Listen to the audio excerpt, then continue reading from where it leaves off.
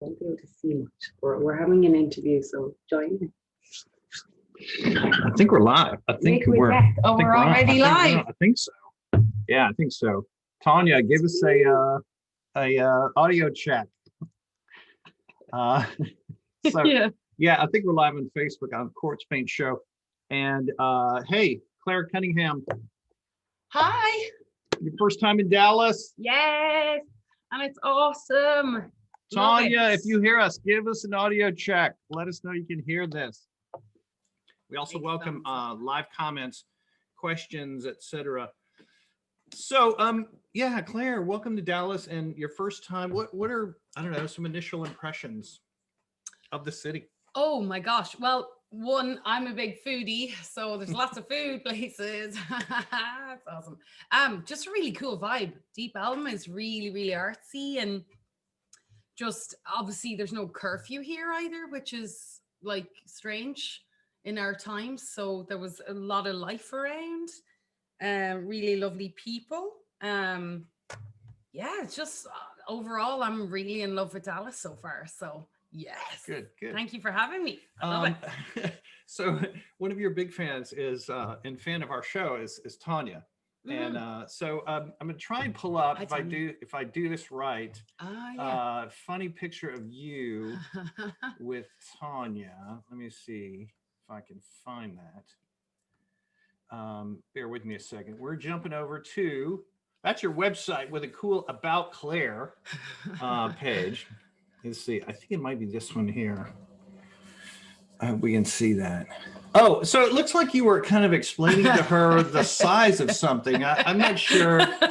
The size of liquid death. What's going on? There is a liquid death in the photo, but Tanya is like so impressed with how the size of something was. It appears.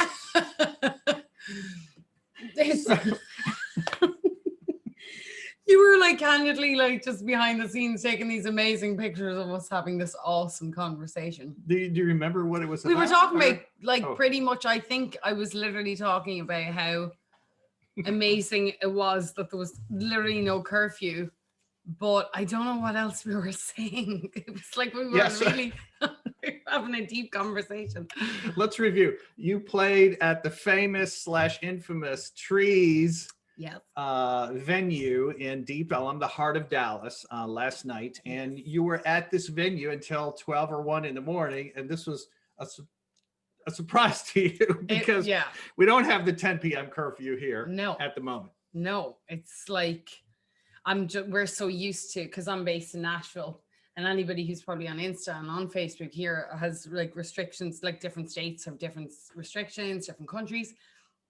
And I upon seeing the time that I was playing, I was like, wait, I'm opening and I'm playing at 8:30. Like that's what? And you get to play for an hour. I know. On stage at a full rock show with 2 other bands. Yeah.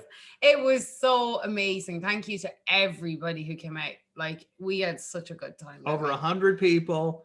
The place looked packed, but we were distant. COVID style. Yeah, COVID style. And man, I know a lot of these people have not had exposure to you. No, that's true. Until you started singing and touching their hearts last night, right? Well, that's all I want to do, and I had a few people say that, like, you could hear every word you sang and you could tell it's coming from a good place, and, and that's all I ever want. I just want to heal people. I want to make people feel good.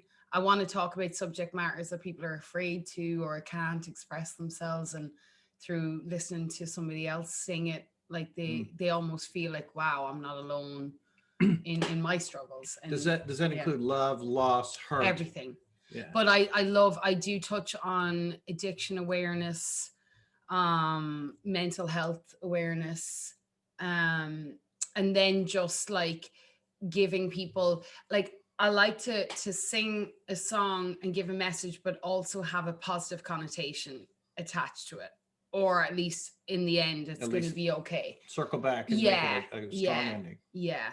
But putting myself into those scenarios to show, like, and I have a line in a song, Feel to Heal, that I wrote with Steve Dean and Brett, Mandel, and it's okay not to be okay. You know, I think people feel like they have to be always positive and always on, and that's not, you don't have to. You should ride your emotions, but you shouldn't let it, or at least you should try with the help of whatever it takes to see and not be so enveloped in that energy, because you know, energy goes where energy flows and vice versa. And I'm not, you see, because I'm not the type of person who sings these things and not experiencing them myself. So I Sure. I will only speak and sing about things that are relative to me. Oh my God. Oh, okay. I wrote in a hearse today, everyone. I just threw this in here. Yeah, first off, we know from this picture you are a sun worshiper. I am. I love the sun. And you were soaking it in. I didn't even see this picture. That's You awesome. didn't even notice there was a car behind you, I don't think. No, I was like, yes. It was so sunny here in Dallas today. It's like 60. It was awesome. In January.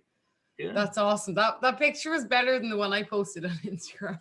This is what I was trying to find. Yeah. And that is thanks to Mark Elric. You know, I've never said his name properly.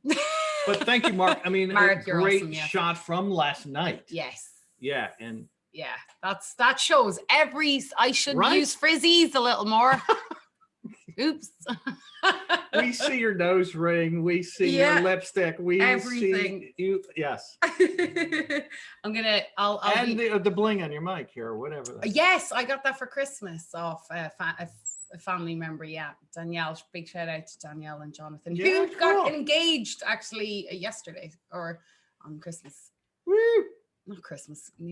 It's after Christmas and New Year's. I don't even know what day of the week it is anymore. So it's your hey, look. So this is me introducing you. Look, I don't one. mean to steal this to spotlight him. I love this but picture. look, well, cool, me too. But you know, it just kind of needed to be said that hey, a little intro on Clare, where are you from, and also let's save venues in 2021. Yeah. Just wear your mask. I know, if you're walking around a venue and support the venue by ordering a lot of drinks and getting drunk. Yeah, no, it is really important, I think, in these days and times to support locally and just, you know, just kind of, I know everyone, it's just weird times. And I guess it's hard for people to get on board with things if you're constantly moving or like traveling, because it's so many different rules and so many, you know, and I get that that's always a bit of because we have it sometimes when people come into Nashville, they're like, do we have to do this? Do we have to do that? And like, you know, it changes every day or it changes every week. So I don't know, but just do your due diligence. Yeah. Right. Yeah. Do a little homework. Due diligence. Look, I get confused, Clare. I really do. You released a bunch of singles in 2020. Mm-hmm. And what was the last one? And also, I know you sang last night some songs that haven't even been recorded yet. No, I know. I'm always doing that. So we feel honored in Dallas now. Yeah, no. Well, I love to give people something like that. I like to keep it like, because I feel like I get better with every song and with every meaning. So I'm like, I need to like, and I do it. The main reason why I do unreleased material too for people is I want to gauge people's people's reactions to songs. If it's consistent, then I know this is a song. And when I even got a text message from some people like who had come last night and said, this song was the pivotal song of the night for me. And there's more than one person have said the same song. And so that in my mind makes it, okay, there's something about this one. Oh. So gotcha. Before I invest my time or energy into releasing or recording something, I like to think, well, I'm going to test the waters on it. Now, some would say you need to be careful about that with people robbing the stuff, but I'm clever about this shit, man. I already have those songs already with me singing them on YouTube or something. I'm not stupid, because like obviously back in the day you had to copyright everything, like, but nowadays stick it on your YouTube channel with a stamp date. That's my song. If you go and rob it, I have the proof that I've written it and put it out there before you had that opportunity to go and steal it. But anybody who steals music, it's just sad. But Yeah, so I do like to give people something, and or like this is about to be released, you know. Here's what I appreciate about your ethic, and that is, you know, you landed, went straight from the airport to the venue, With my little straight to the suitcase. venue, and did a sound check, and then performed just right after that. So Yeah. it was like no hiccup in between. No, we didn't even have time to have a hiccup, but we did have time to eat in Tiki Loco, yeah. Tiki Loco. But so I think you're touching on the fact that there's a lot of great vegan Oh my places God. in Dallas, Texas. Well, thank you to you, Jay, for showing me them. I mean, yeah, guys, seriously, if you're in Dallas and you like vegan food, even if you're not vegan, oh my gosh. And it's all gluten-free. I'm like, in heaven. It's amazing. I love it. I love it. I love it.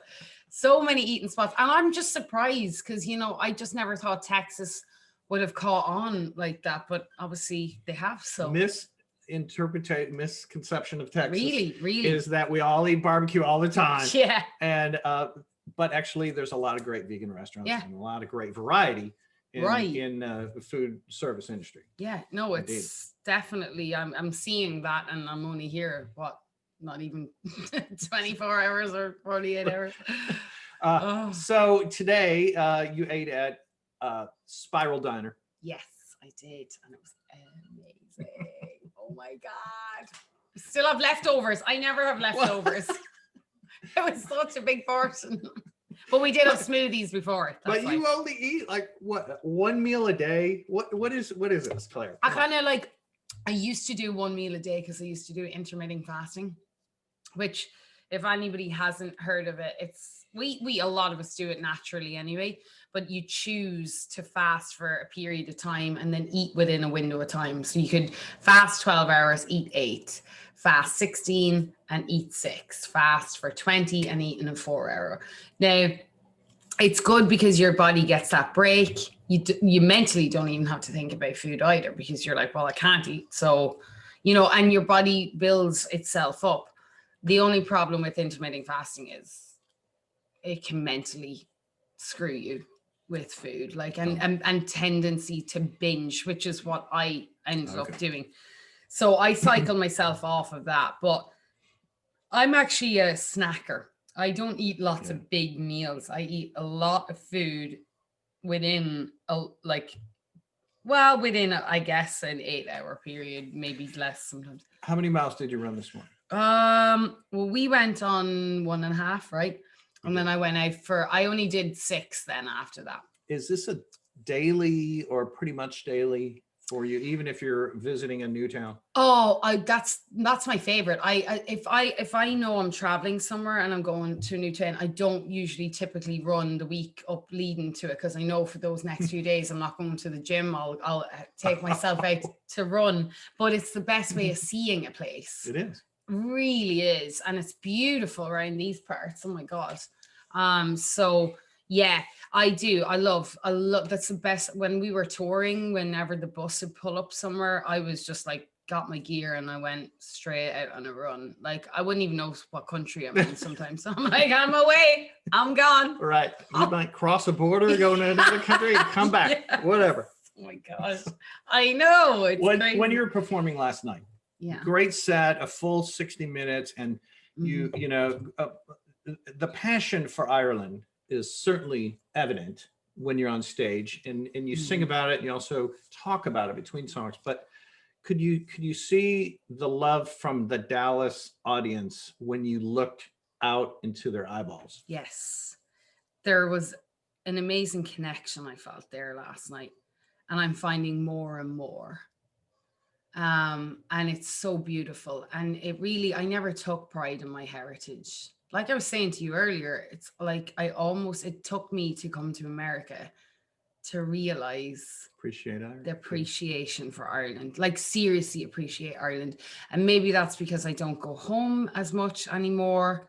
Because when I was out in Europe, it was a little bit easier to hop back and forth. And I don't know, there was an appreciation in that room last night. And I think it's due to the fact as well, there's a big correlation between America and Ireland. Like the ancestry, like distance isn't all that too far. And so, you know, I think people love to connect. They feel like it's a bit of home. And I want to give people that, like, you're getting a true, authentic person from that country singing about it and sharing it with you guys. And when people receive that with love, like, that's beautiful. Like, no money in the world can mess with that. You know, it's a true gift to be able to connect with people on a level that and like, music's universal. It's a universal language. So yeah, a lot of people had approached me after and were giving me a few stories, and it was lovely. And of Ireland. Yeah, and just maybe where they were from, or and I do get that a lot. A lot of people are very forthcoming and, like, you know, telling me where their family have come from, and or different places they visited, and you know, and it's really nice. I think they just feel like there's that connection, you know, and it's beautiful. Are you the star of County Louth? Louth, yeah. Louth. I love how you said that yesterday. Louth. I was like, Louth. But that's okay. You should have corrected me right there. No. Are you the star of County Louth? Well, right. Wow. Here's the thing. I have a huge, amazing, like, I come, like I said, I'm from a very small village, the smallest village in the smallest county in Ireland, and people are so supportive there. And there's an amazing gentleman called Hubert Murphy. He writes for one of the local papers, and I promise you, no matter what I ever do, he's on it. I'm in the paper all the time. Yes, yeah. You are. You're living in America, and I know he's like, amazing. He's like, so claims you for his own. He's amazing. He's he's such a supporter. What's his first name? Hubert. Yeah. Shout out to Hubert Murphy. He writes for the big paper at home, and so whenever there's any awards gotten, or you know, even a song that whatever I've put out, like, it's just the support is there, and people are very, you know, forthcoming in, you know, buying the songs or downloading, sharing, and it's so wonderful.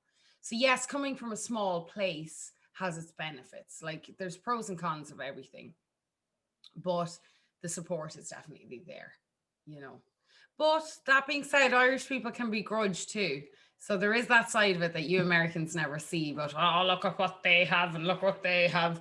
It's like that, like, weird kind of, I think we like, studying neurologically, like, people always offset their, you know, belief systems onto to others when they are lacking in themselves. No successful person ever puts another successful person down, because they don't need to, because they have nothing to prove, and they feel whole within. So as soon as you feel whole within, you don't have to project anger or fear or whatever else. Like, jealousy amongst women especially is huge, because that woman who gives off that and says, oh, look at her dressing like that, or look at the short skirt, it's because they want to wear it, or they don't feel whole. And that's where I'm trying to destigmatize this whole idea of perfectionism. It doesn't exist, guys. Like, seriously. I know I rant about this a lot. I feel a song coming on. Well, and part of that, Please God, that one I've written with Ali and Corey, is the premise of it really is, you're asking for help to be a better person. You know, the line in it is, I'm not asking to be perfect. I just want you to help me, like, you know, because, and it's not like I don't, like, I'm always trying to be, you know, oh, I can do better. I can look better. I can, you know, there's always something within people who do you ever get to the point where you're like, yeah, I'm happy, I'm satisfied? I'd love to, because I want to meet those people, because I don't know what that secret is. Yeah. Well, I mean, life is a challenge, and always should keep us moving, right? This leads me to you seem to sometimes find an artist that I hear you mention a few times that you have a maybe an artistic relationship with, that's on parallel with you. And Rhonda Funk, name keeps coming up. So Rhonda, so is she in Nashville? And she is maybe sort of a muse, but you guys partner on songs, and she, out of all the people in Nashville, Rhonda and I were put together by a mutual friend called Tim Thurman. Shout out to Tim if you're watching too. And said, you girls need to sing together. You're badasses. I think it would just work really well. So he nudged it. He did. We were playing a festival. We were in Gatlinburg, actually, down in Tennessee. And we were both playing. It was part of Nashville Rising. Yeah, separately. But we were all part of this like Nashville Rising song. It was called. Keith Moore puts it on. He's amazing. He supports all the local artists and decided to put on a mini show festival kind of thing. And Rhonda was playing, so was I. And I heard her and I was like, damn, yes. And her story is amazing. She's survived brain surgery. I feel like she was put in my life for not just musically too. She's like my guru. Like, honestly, she is just a walking like goddess. And so we've had all our firsts together. We had our first major cut together with a Christmas song that T. Graham Brown and Claudette King, BB King's daughter, put out this Christmas. There wasn't a lot about it. We were sad about that, but still, that was that. And then her album, when she got signed, the title track off of it was our first song we ever wrote. And when she recorded, we have a thing with the number 11 and ones, as you've seen today for yourself. I have. He has seen it with his own eyes. Numerous times. Right before the bus in front of us had 111. The vegan restaurant we went today was 1101. I saw 1111 like today, 111 in the hearse, which we drove in the hearse. When you check your watch? Whenever I check, like it's not now, but it was like 6:11 earlier. And it's now the 17th of the first, which sevens follow me too. But we walked in the record store. There was 17 on the wall. Yes, which you noticed. Yes, it's there's an awareness there, but we've had all the firsts. And so when it was a year exactly to the day that we had met, that we wrote the song that we got first cut. And then the song that I'm going to probably record first with going forward now with my new visa, which is going to be fulfilling albums with my team over at RCA Studios. The night before, it was on the 11th of January, 11/1 at 1:11 a.m. And I'm sitting at home, she's sitting at home, and we're fixing up the lyrics to that Until I Don't song that I did last night. And I'm going to love you until let me love you. And I doubt a day will come along when I won't let me love you until I don't. And it's just amazing, because that's a true story for Rhonda. Like, when she rang me and she was in tears, and we were like, we have to write this song. Well, so you write songs sometimes over the phone or just exchange? Well, yeah, we were finishing. We wrote the song that day, but we kind of we weren't happy with the first line, and we just did a really crappy work tape. I mean, we were in my house on Music Row, and we raw cut of something. Literally raw cut. We didn't even have a second verse in it, and I stuck it in the work tape file. But I told her, I was like, maybe I need to send an updated version before they start listening. They come back to me the next day and they're like, okay, well, out of all those songs, there's a song in there called Until I Don't. I was like, no, I just can't. I said, guys, you're not even going to believe me. So we had literally done it the night before. So yeah, it's incredible. So yeah, big shout out to Rhonda Funk. Go check her out. Yeah. All right. Tell me a little more about her. Is she a singer-songwriter? She sure is. Okay. And she used to do publishing. She's published books.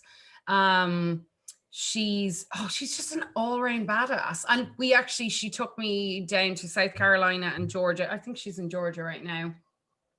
Oh, is she on? Yay! Love you, Rhonda. We're talking all about you right now. And she talked a lot about you from the stage last night. Yes, I did. My mama. I call her my mama. You do? She is my mom loves Rhonda too. We have a great love for each other's families, and she's just, we're very excited. I think there's definitely something going to happen with that song, Until I Don't. And I'm just putting that out there. We've written a lot and we've done a lot, but there's something about this song that's just already Like people have been coming to my shows requesting it. It Yeah. wasn't even finished. Right. So that's a sign in itself, you know. I'm crying driving. Oh, Rhonda, happy tears. Safe driving, mama. She's always on the road. I swear. She's such a badass. Like, Okay, well, you I don't meet definitely many want to check. So is she like you? It'll be a sync, you know, just Oh, on guitar with she's a like, on yeah, stage with a guitar. yeah. Sometimes with the band too, right? So, but she's so soulful and rock blues. Oh my gosh, Mhm. like just wait till you hear her voice. Like, Ain't Your Mama, that song, that's like her album, that's Yeah, her that was like singing the it. second one you sang last It night. was, Yeah, yes, it was. And so that's like, she deserves everything. She, like, when you hear her Well, story. hold on. This was which one is almost nomination for Grammy? Oh, that was Ain't Your Mama. Yeah, Yeah, it was up for consideration for a nomination for a Grammy. Like, Okay. that's amazing. That's such a feat. I mean, you don't get that. Like, nobody who What- rolls into town that early. Like, it's crazy. I love it. when you and Rhonda Yeah. meet minds on a song, Mhm. is there a danger sometime of overthinking it? Oh, and you know, females overthink everything.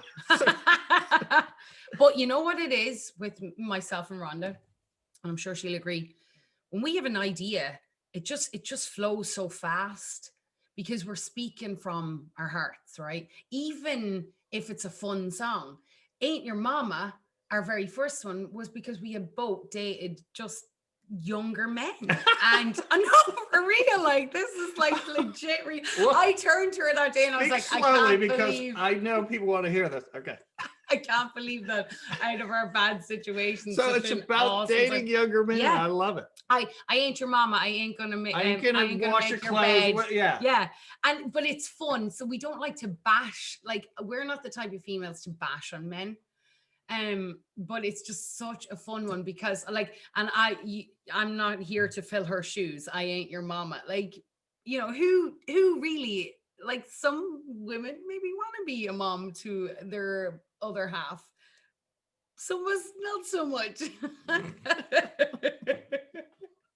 I'm dying to see she's Tanya, laughing. what do you She's say? laughing. What do you say to that? Okay. So yeah, so yeah, we don't actually really have to necessarily overthink them because it just, and because we write a lot of blues, rocky soul stuff too.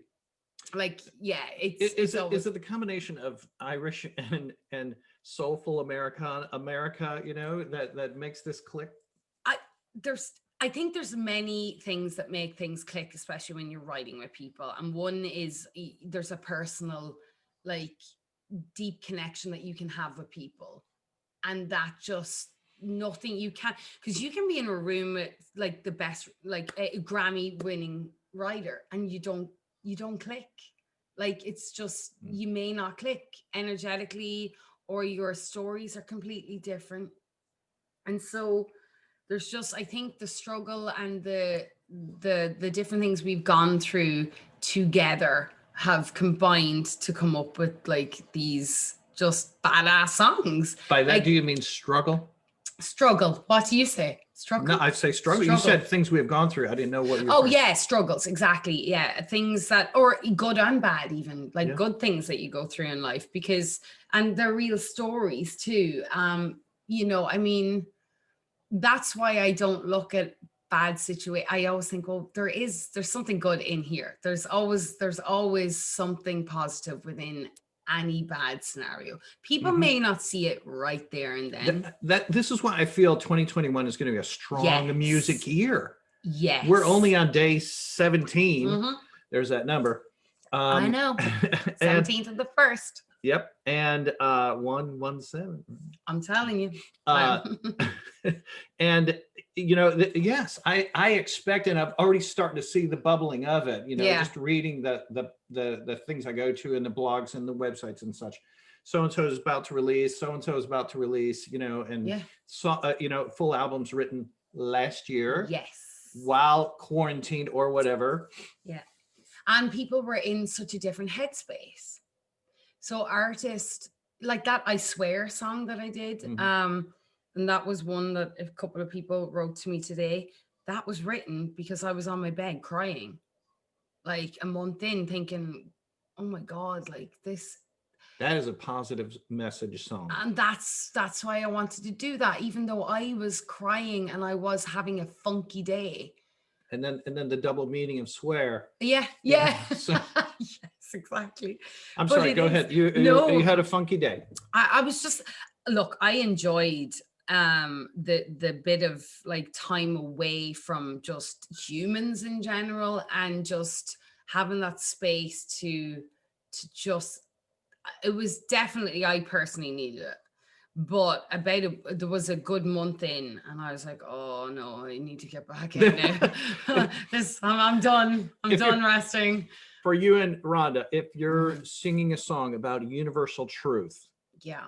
for the first time, can you tell on that audience member's face that you are connecting? Yeah.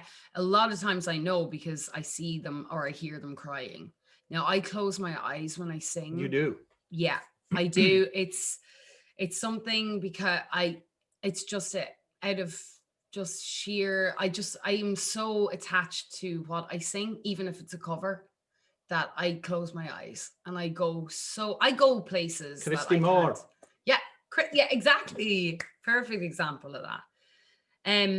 Now I love to connect with people on an eye level, but that's where my banter between songs comes in. Yeah. I invite everybody into the conversation. I'm very Yes. into. You ask the audience for where they're from or whatever. Yes, and I like to connect with people. And yes, closing your eyes can sometimes, but I think there's something, I have to do that within myself. I could never sing my Irish song without closing my eyes.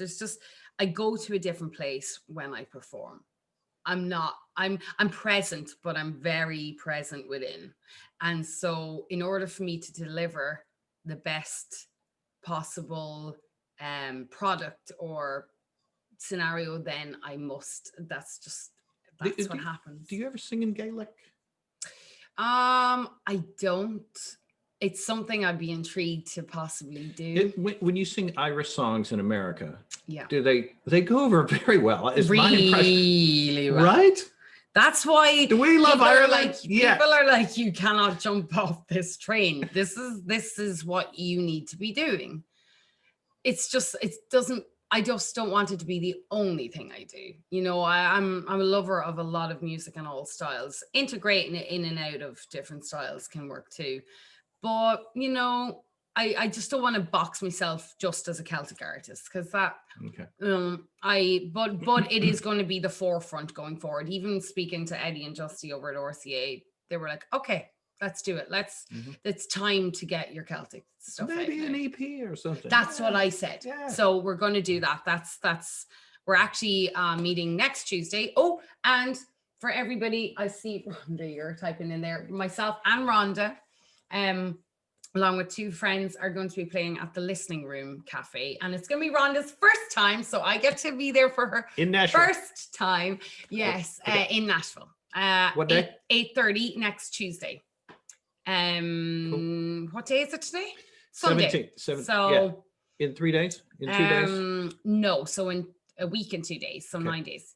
Okay. Yeah. So and again, she gets to experience her first time at the Listening Room Cafe. We've just done all our firsts, and they've all landed on, like, the day she recorded Ain't Your Mama.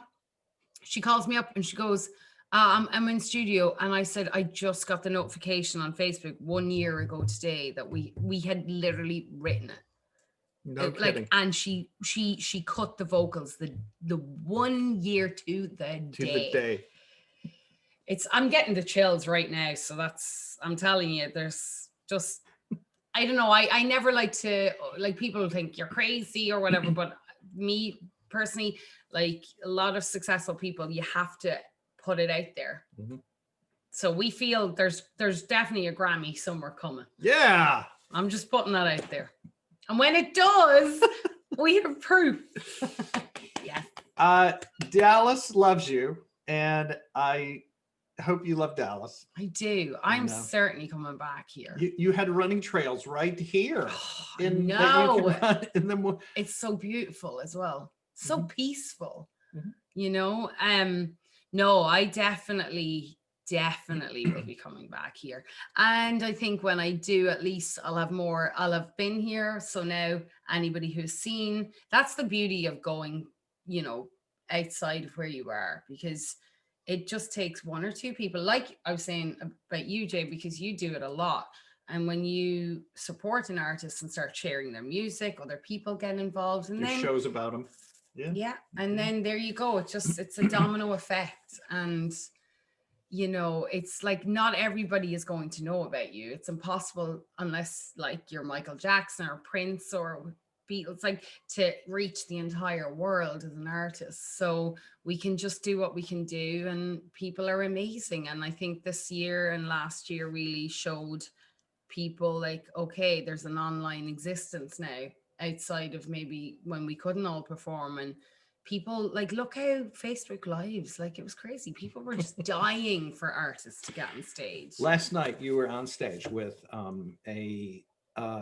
I guess we call it a goth rock band and a post-punk band, and it worked. Oh, it really did. Yeah, it's time for us, I think, as a nation to rethink bills and festivals and mix it up. Yeah.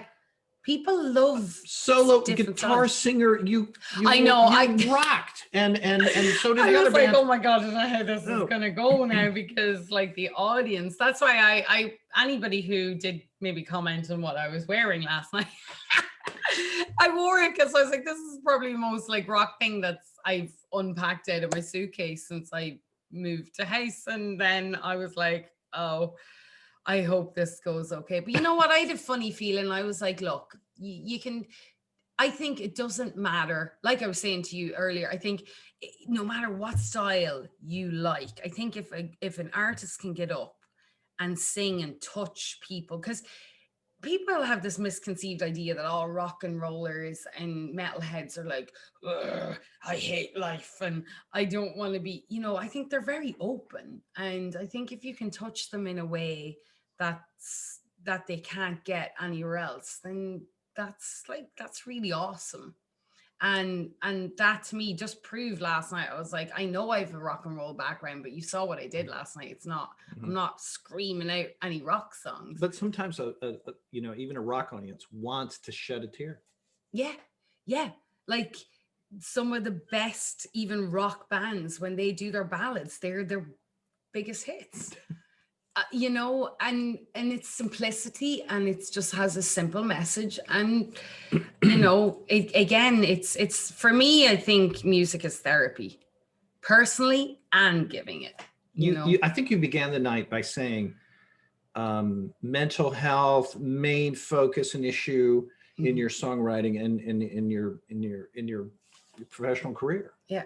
Yeah. And so this is a priority. Yeah, it is, because I'll tell you why. Because I tell everyone, I'm like a walking anxiety attack. I promise you, and I tell you, I've been there, and it's like, it's so stigmatized. I think we're learning to, and I think poor 2020 really has brought a lot more of it to the surface. I don't know why people are so ashamed of I never even knew I had I didn't know what anxiety was.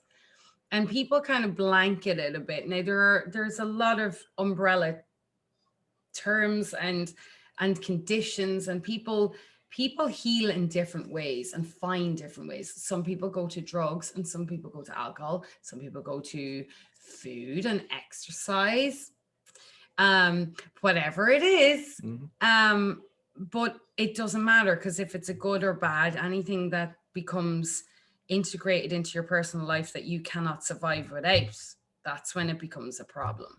And so, I could talk forever on this, so I won't, but I think I need to, maybe people can help me along the way, but I think I'd love to do some more like podcasting and talking about these specific things, because they do tie into music. So that's why I like to give messages through, not to be preaching, not to say it's gonna be okay.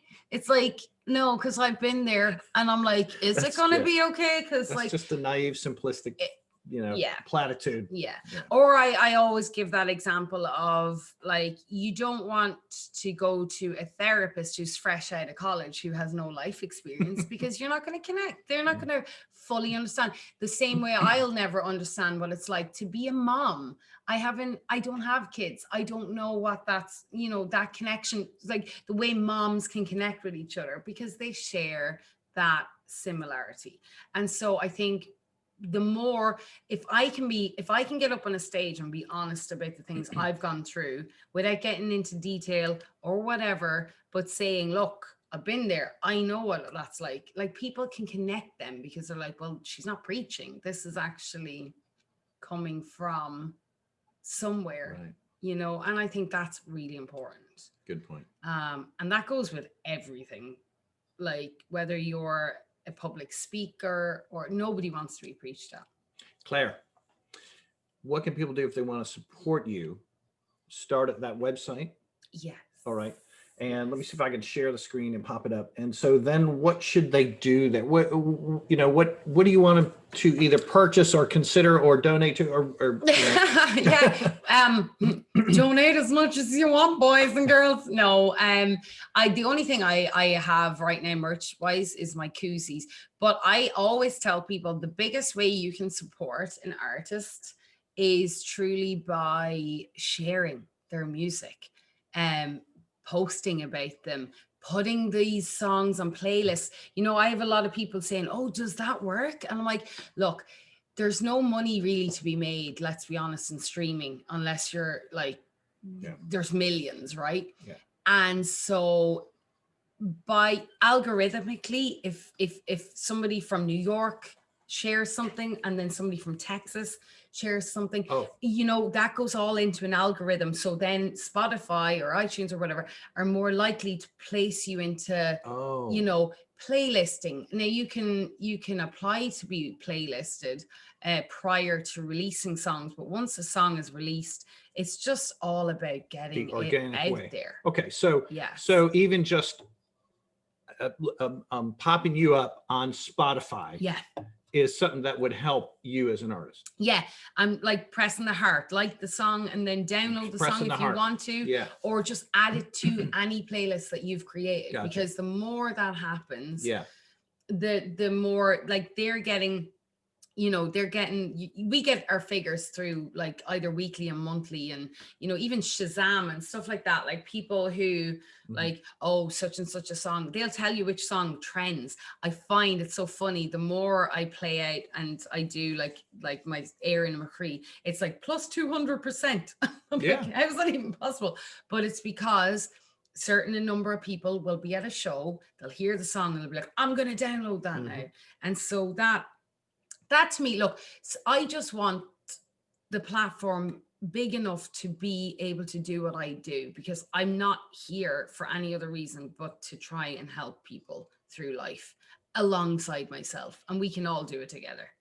For me, it's just, there is no other options. Like, it's my life and I love it, and I'm born to do this. And many messages have come. Sometimes I ignore them, but I'm really listening now. And that's why, again, I'll just mention her, like Rhonda, she has just paved such an amazing pathway for me in such a in a mindset that, it's just, again, it's, what do you call her again? Mama. Cheers. Claire, you have a wall of sound with just your voice and your guitar. And then sometimes you hit it, as percussion. Right. Yeah. And so if you ever go back to having a band on stage, I fear this moment, because you might be like, hey, no, drummer, no, you need to do it like this. Or, hey, bass guitarist, you missed filling in over here or something. Like, I'll just do it myself. I'm laughing because there was options. I remember having like a therapy session. She's like, I definitely think you're the I'll do it myself type. I was like, oh my God, you know me so well. No, honestly, whenever because I've been in bands, and as a musician, and I know no disrespect to what people say, just a singer, because I hate that term. You're just a singer. You try pulling a show off without just a Sure. singer. Oh my God. Yeah. Yeah. So been there and have had that. But I respect musicians. And so honestly, I'm just a lover of hearing. Like I've had people hop on and do it. And I'm like, wow, you just brought that to life. Now, there is a thing of overplaying or not understanding a style. But I think maybe I'm spoiled. But the kind of musicians I've played with or that are available, especially where I am, are just so out of this world that they get it. Mm-hmm. And they're able to, like, a lot of them will just read a chart and they'll only do the task at hand. They're not up there to be a shredder. All right. So that's what I do love, especially with session musicians, because they themselves are not the artist. So they don't want to be in that limelight, I guess. So they give the song what it needs, rather less is more. But I guess when that time comes, which it will, I'm sure, then, we'll have rehearsals and we'll have different things. But honestly, I'm not a fussy person. All right. I really am not. From stage, you mentioned this song's recording is so cool because it has the violins or something like that. Yes. And I was thinking to myself, yeah, maybe it is, but I like what you're doing. The unplugged. The unplugged version, so yes. Yeah. No, with that Angel of the Emerald Isle, a big shout out to my amazing friend and producer Colin Rowe. He completed the entire track, and like we had Leila Crosswhite's her name. She came in, did the violins, and I guess it's just because it's the haunting sound. Yeah. And I guess I was so used to hearing that and not ever playing it out. The only reason why I played that song was because of the award. I never would play that song. I liked the song, but I wasn't overly like, oh, I'm definitely going to play this one out. But then it got the award and I was like, oh, maybe people like really like this. And then I started playing it out and people are like, oh my God. I'm like, oh my God, this is why my audiences and people and fans are so important. Yes. You're the ones who decide for me. I can't make these decisions. Last couple of questions here. When you're out jogging 6 miles, and then, I know that your creative process is getting all oiled up, and then you maybe are doing some stretching or yoga afterwards. Is that when it hits you? Actually, weird you asked that question. I had to stop today because there's an amazing artist. He's from Ireland called Dermot Kennedy. I need to put you onto him if you don't know him. And he popped up onto my playlist that I was running to, and he said something that sparked something inside me. And when look, every musician or singer will tell you, as soon as you get that idea, you got to write it down. There's no going back. You will forget it. Like we have the tendency of just, what was that thing again? So I actually did, which I never stop during a run, like ever. But you did today? I did. See, yes. It's Dallas, Texas. Then it is. There's something in it. I actually physically stopped today and wrote down the little idea. But yes, the creative juices, I guess, are flowing a lot. Sometimes when I'm concentrating though, and I run barefoot, so I have to be looking at the floor like at all times. Then sometimes I do some, I guess, praying maybe sometimes. I envision a lot when I run. So I try and picture things, but I just get so involved in what I'm doing that the whole world could just fall apart. And like, I'm just so, the way I do when I sing. And the reason why I guess exercise for me, because that's my meditation. That's my escape. Like that's how I'm high energy, like I'm like extreme high energy. And so it's nice for me to just like a child, go and play. Get rid of some of that. But for me, it's that focus. It's that, and I've heard a lot of successful people, like, I'm like, yes, I'm not on my own, like in my thinking and in my way of like being, because sometimes I feel like, gosh, I'm just over here doing the weirdest things, or people in general don't quote unquote get it. But the more I listen to the Joe Rogan podcast, which is amazing. I keep talking about him. Yes, I know. You do. Yes. I just got onto him like before Christmas, and it's like incredible. He has all these amazing people on, everything from athletes to CEOs of companies to like astronauts, like you name it. He has them all. And they're just so inspiring to listen to. And then there's times I'm like on my own in the house. I'm like, yes, I'm not on my own. And that feeling is the feeling I want to give an audience member. Yes, I'm not on my own. Because the day I first read a book about anxiety and I started crying because I was like, oh my God, I'm not on my own. So I think that was a pivotal moment for me, realizing that, wow. Then when you start researching more, you realize, wow, there's more people out there like that. And that's why it's really important to talk. You know, it's important because if people suppress things, how's any, like, I know people give out a lot when there's a scandal case comes out and then they're like, oh, all these people are coming out now out of the woodwork. You have to remember sometimes that it takes a lot of courage for people to open up about things. And sometimes people don't want to because of their own suppression, or they don't want to be blamed, or they don't want to be not believed. And so people don't say a lot. Now, there's, of course, like any case, there's always one or two like, ooh, there's money involved here, so maybe I'll jump on the bandwagon. But for the most part, the reason why a lot of people come out after something is said is because they feel like they can do it. The 4-minute mile was never, ever done until one person did it. And then people believe they can do it. People, unfortunately, we have to see it to believe that it can happen. So that's why it's really important to just, that's be open. This is a testimonial to live music being the real connection. And you did provide, I think, that power and emotion to the audience last night. Well, I appreciate that. And I'm going with it. I'm listening to people more. I'm listening to these things. And instead of shooting it down like we do in Ireland, oh no, you know, I was shit. You know, I'm really having to hone in on like, okay, well, there's something in this if more than enough people keep saying it. And that's why I love people. Like, I love you guys. I love people who come in and give their stories. You know, that's why I always get permission off the person at hand, and I'll always blank out their name. But when you guys message me and tell me that I saved somebody's life, or that yes, that's incredible. Like, you don't know what that means. Like, that's I don't know whatever to even say. Sometimes I get stories, like private messages, and I'm like, oh my God, even I'm crying.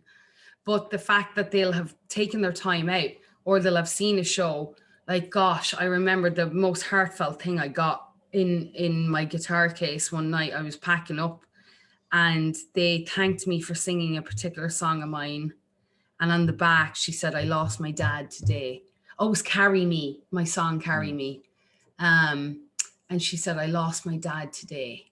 And you brought me, I know he was there with us. And I was like, wow, like, you know, that's, again, like, and I always say I don't want to make people cry. Now, my idea is not, but I don't make them cry in a bad way. I think sometimes people, like grown men, will come up and they're like, you touch my soul. So that's real success to me when people ask, what is it? What are you trying to do here? I'm like, I just want to touch people. I really do. Just as humor can be dark, tears can be transformational. That's, you know, when people are like frustrated about something, or, you know, tears, like my great life coach, Jordan, she is just so incredible. And I'll never forget the day she told me that tears are transformational. Whenever I used to call her and I was like, oh, I'm at home, I'm crying. And she was like, this is good. Keep crying, keep tapping. Emotional freedom tapping, people. I can teach you about it. I know, I had to be there like, oh my God, oh my God, oh my God. It's really, really good, but it's a way of opening up your channels and actually getting frustrations or anger out. And it's incredible. But there are times when I do, and I used to stop. I used to be like, no, you can't cry. And it's a cultural thing where you had to like suppress yourself. And now I'm like, no, I'm going to really like, no, this needs to come out of me. Because like anything, that's how diseases happen. Because dis-ease, you're not at ease, you're uneasy. And when your body is trying to hold things in and hold, that's why I always tell people, stop being angry. Like literally just stop. Like if you need to be, get it out, cry it, but stop giving it energy. You know, like we do that. I'm guilty of it. We're all guilty of it. But if you can catch yourself, that's where the awareness, you need to be self-aware, I think. And that's what we lack in humanity is self-awareness. Yeah. And it's dumbed down, not dumbed down, it's dimmed down a lot with alcohol, drugs, whatever it is. People like want to, it's like when, look, this is a terrible example, but if somebody has diarrhea, right, there's a reason why they need to get it out. So if you're popping a pill to stop that, maybe that's it. You know, no, let it, like, get it out there. Like your tears, don't not stop them, you know, and just the same with listen to your creativity body. that's inside you needs to come out. It needs to come out. When it does, needs to come out. When people are like, why are you up so late? I'm like, because I had like a pivotal moment at 4:44 seems to be my new. Sorry, I'm such a bummer with numbers, but that there, like at that moment, sometimes my biggest songs are like, I'm just like writing. I'm like, gosh, I really need to go to bed, but I can't. You can't stop. Creativity is a weird one. It's like when it comes, I don't force it. I let it come to me, and when it does, it flows, and you gotta go with it. Yeah. You know, you just have to. And I know there is flow in the universe. We have to just get on that same frequency. Yes, wave, emotion, movement. Yes, we have to just ride that. Yes. Before we sign off, did Rhonda or any of your fans, any of your friends, have any other questions or I don't know. So this is on Instagram. So I don't know if I can scroll back through. Oh, I can. All right. So everybody, this is Jay. He's awesome. It's the Corpsepaint show, but I'm gonna post all about it later. So let's see if anybody has any questions or said anything. Sorry if I missed anything, guys, because we're over here on Facebook. Sorry, typo. When I jumped on, I paused the song on Pandora at 1:17. Of course you did. See? Yeah. Oh, and that was, Rhonda. Oh, well, thank you everybody for popping in. Okay, there's a lot of you. Hi, everyone. Okay. My gosh. Okay, you're awesome. Yes, I think when I'm done, I can, the gas station address was 2111. Of course it was. See? I'm telling you, no, me and Rhonda, we screenshot 11 and 11, 17. Yeah. Oh, okay. Hey, Dennis. So we have this thing where we screenshot. So today I got 11:11 on the 11th, 17th of the 1st. So it's weird. Look at this place, guys. Oh, and shout out to Liquid Death. Shout out to Liquid Death. Sparkling water and water. So anybody who thinks I'm drinking beer. And there's the thirst murderer behind you. Yes. Look at him. Great. Shit. This place is awesome. I'll pop that there. But yes. And you know, we spent a good time in the car today talking about something. In the hearse, you mean? In the hearse. In the hearse. That happened in the 11th month. Yeah. And that was the JFK assassination. Yes. Oh my God, guys. Yes. And I had so my mom had been to Dallas and stuff. So she had seen it and wondered had we done the tour, but I got my own personal hearse tour. And it was, the 11th month. Yeah. Well, dates are pivotal. Look at 9/11. There you go. 9/11. I mean, there's just something, you know, unless you're in it, a lot of people, I even have like 11/11 tattooed. It was just like, it's just such a pivotal number. If you're not into it, you won't really, I guess, understand it, but there's topic for the next show. Yes, the 11/11. Or your podcast or blog that you begin yourself on. I'm really, I if anybody wants to help me, or I must look into it, I would love to. If people want to hear my BS, of course, but I'm just so passionate about everything. That's why they want to hear it. Well, and it's coming from a true place. I think because I like when I listen to, I'm going to mention him again, Joe Rogan. Oh, I just like that. It's just pure passion. you know, and he's lived those, like when he has MMA guys on or fighters, he's state champ at whatever he's done. And like when you're listening to people who've lived a few different lives and have gone through different experiences, then there's that connection and there's that passion behind it. Because yeah, give me something and I'll sell it, but I won't. You'll be able to tell the difference if it's not coming from an authentic place. Yeah, if you write ad copy for something that you don't really believe in, and then you write ad copy for something you do believe, any novice can tell the difference. It's tiny nuances in the way you express yourself, even in written word. 100%. And you know, you see it all the time. Like I remember sometimes when, even in the band, like in Thunder Mother, like after, like they'd have the set list written and this is where you're going to talk and this is what you're going to say. And I was like, oh no, that's not going to work very well with me because I'm off the cuff. I feel out audiences. Like you saw how Loose I panicked cannon. yesterday. Can we sing Loose Cannon?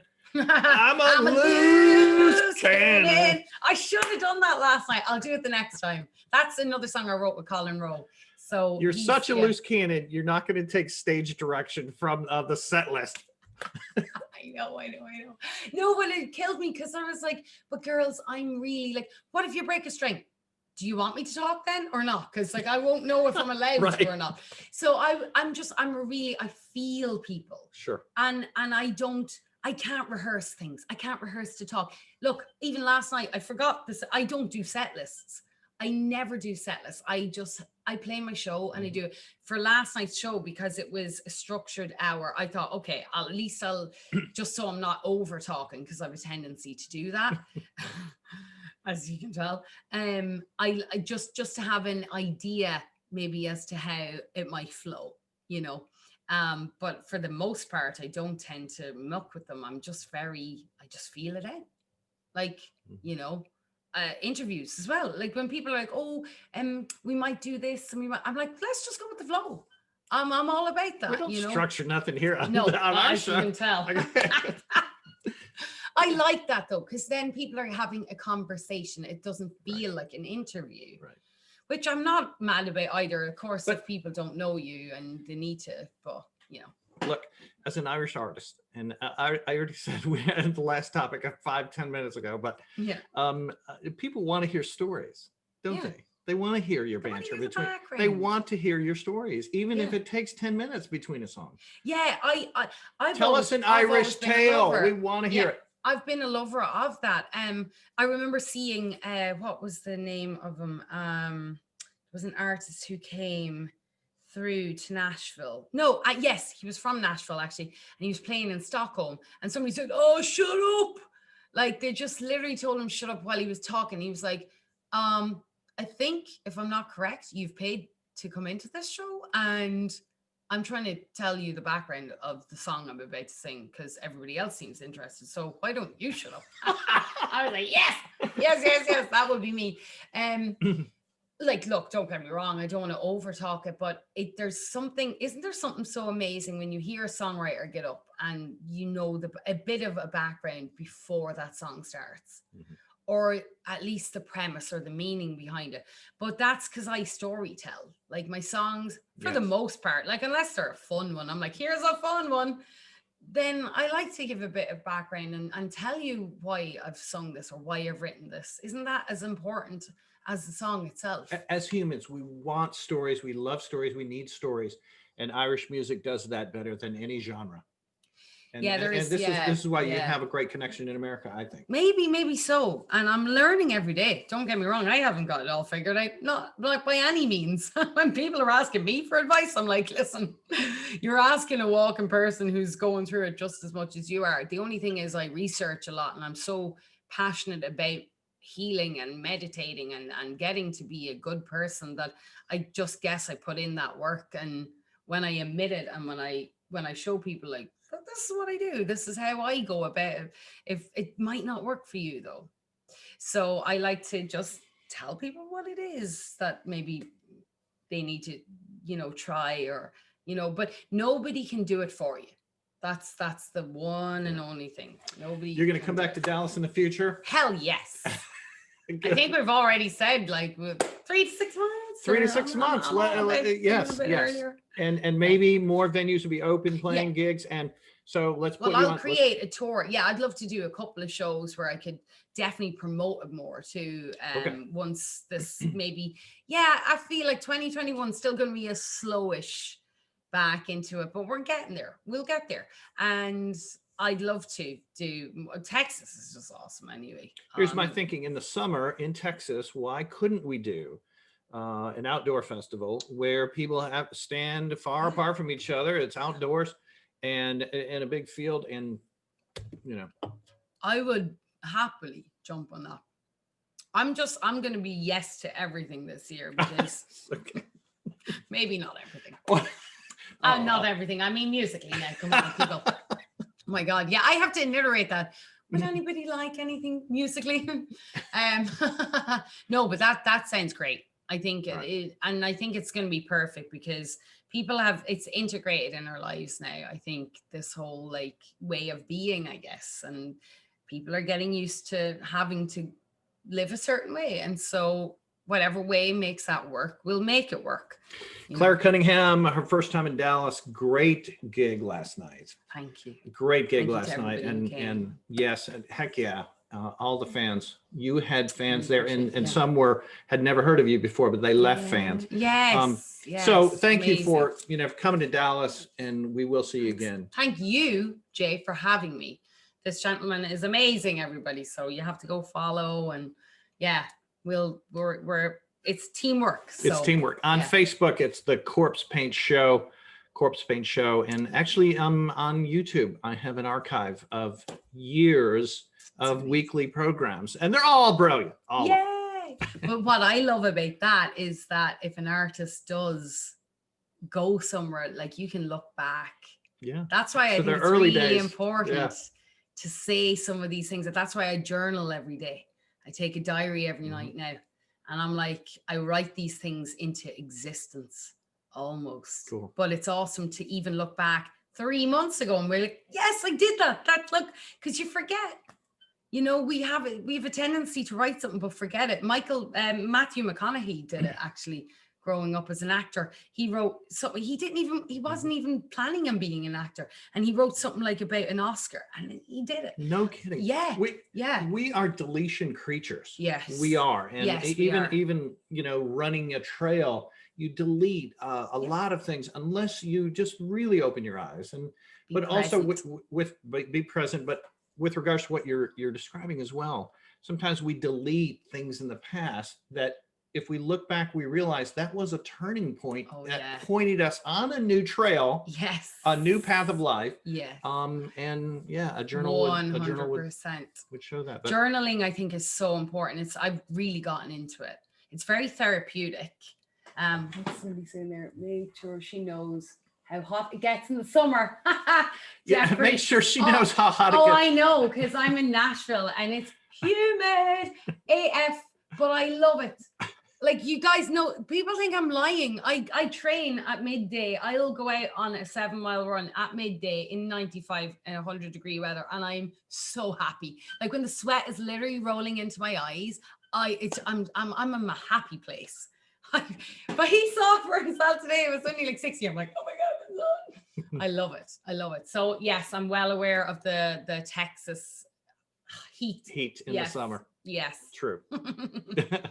Clare, thank you. Right. Thank you for being in Dallas. Thank you for being part of the show and putting it on Instagram as well. I know this was so unplanned. Sorry guys. This is just me in a nutshell, People are so good. I'm good on socials, but I'm very off the whim. So, I was like, why don't we go double whammy here today? So, and I'll be sharing this on Facebook and on my YouTube too. So I know you love Nashville, Dallas. I want you to consider as your home as well. And let's listen to some more good Irish music tonight. Yes, we'll do. We don't have any Guinness. But we have something that looks like Guinness. We do. And it really does look like a Guinness can. People are going to be like, I didn't think she drank beer. I don't. I still don't. And I never will. I'm allergic, unfortunately. Tell them what it is. This is Liquid Death. It is literally what I love about these guys, and this, I'm not being promoted to say this at all, but literally it says it on the can as well. They donate 10% of the profits from every can sold to help kill plastic pollution. Plastic pollution is huge in the United States. Actually, one of my friends, Maris, she's one of the trainers at Hotbox. Big shout out to her. She runs this, it's like a green conservatory, like, oh, she's amazing, and she does all of this too. So there needs to be more awareness about plastic and just recycling and all that. But this is why not only is it amazing water, you know, you're actually doing good by buying this. Yeah.